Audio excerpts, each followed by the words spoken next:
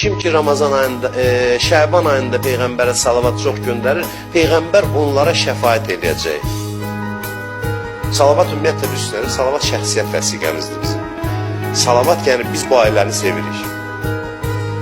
Ona görə deyirlər, duadan qabaq salavat deyin, çünki Peyğəmbər və Əhl-i Beytini sevməyənin səsini eşitmək istəmir Allah.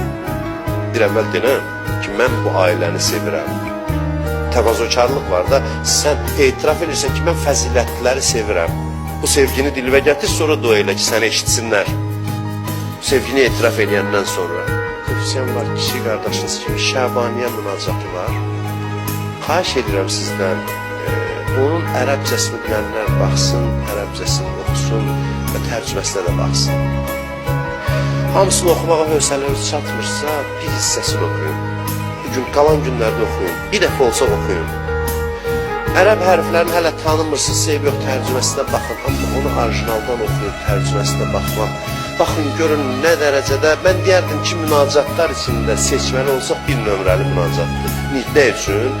Bütün Əhl-i Beyt imamları oxuyub, hamısı.